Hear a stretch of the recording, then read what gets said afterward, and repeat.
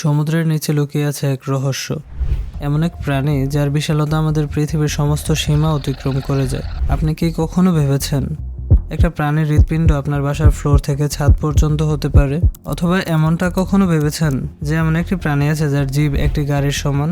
আমরা সবাই তো রহস্য ভেদ করতে পছন্দ করি। চলুন আজ ভেদ করি এমন একটি প্রাণীর রহস্য যার স্বভাব শান্ত হলেও এর আকার, আয়তন এবং শক্তি আপনাকে অবাক করবে।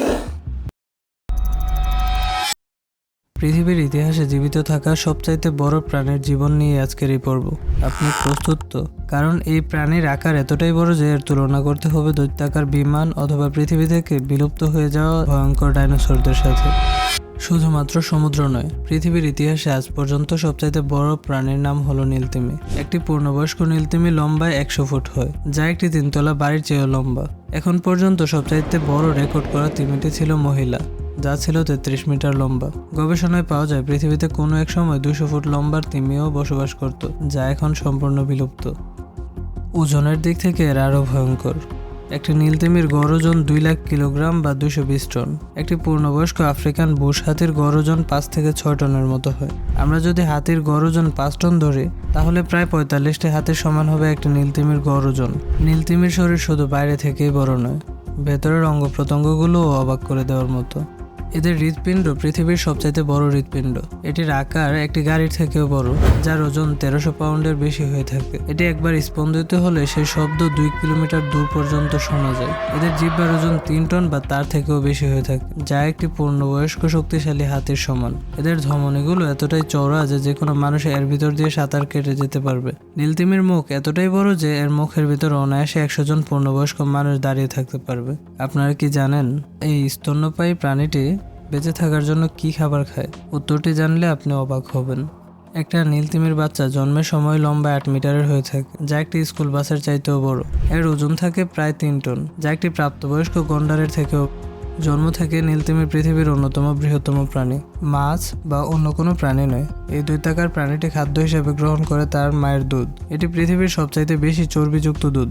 এখন প্রশ্ন আসতে পারে, কিভাবে সমুদ্রের নিচে প্রাণীটি খাবার খায়? এখানে লুকিয়ে আছে প্রকৃতির এক অসাধারণ কৌশল। মা তিমি তার পেশির সাহায্যে চাপ দিয়ে দুধ পানিতে ফেলে দেয়, আর অতিরিক্ত পরিমাণ চর্বির কারণে দুধ পানির সাথে মিশে না, তাই অনেক সময় পর্যন্ত পানিতে ভালো থাকে। শিশু তিমি প্রতিদিন প্রায় 600 লিটার দুধ পান করে। এর ওজন প্রতিদিন অবিশ্বাস্যভাবে 100 কেজির মতো বাড়তে থাকে। অনেকেই মনে করেন ডাইনোসররা ছিল পৃথিবীর সবচাইতে বড় প্রাণী, কিন্তু একটি পূর্ণবয়স্ক নীলতিমির ওজন সবচাইতে বড় ডাইনোসর আর্জেন্টিনোসরাসের ওজনের চাইতেও বেশি। একটি নীলতিমির ওজন 3টি বোয়িং জেট প্লেনের সমান। এই বিশালতাই প্রকৃতিতে এক অনন্য স্থান দিয়েছে একে। তবে আশ্চর্যের বিষয় হলো, এত বিশাল প্রাণীটির খাবার হলো ক্রিল নামক ছোট চিংড়ির মতো সামুদ্রিক জীব।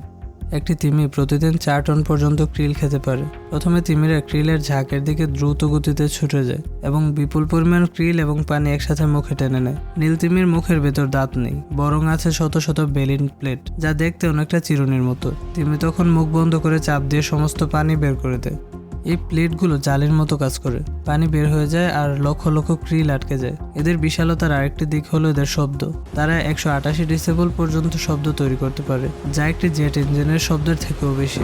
এই শব্দ ব্যবহার করে এরা শত শত কিলোমিটার দূর পর্যন্ত একে অপরের সাথে যোগাযোগ করতে পারে। নীলতিমি এক জীবন্ত রহস্য। এর বিশালতা শুধুমাত্র আকারে সীমাবদ্ধ নয়। নীলতিমি আমাদের শেখায় প্রাকৃতিক সৃষ্টি কতখানি বিস্ময়কর হতে পারে। নীলতিমির বিশালতা যেমন আমাদের মুগ্ধ করে, তেমনি তাদের শিকারের ইতিহাসও আমাদের ব্যথিত করে। 1930 থেকে 1960 পর্যন্ত শিকারীরা এই প্রাণীকে নির্বিচারে হত্যা করে। অনুমান করা হয় কয়েক দশকে তাদের সংখ্যা 90% বেশি কমে গিয়েছিল।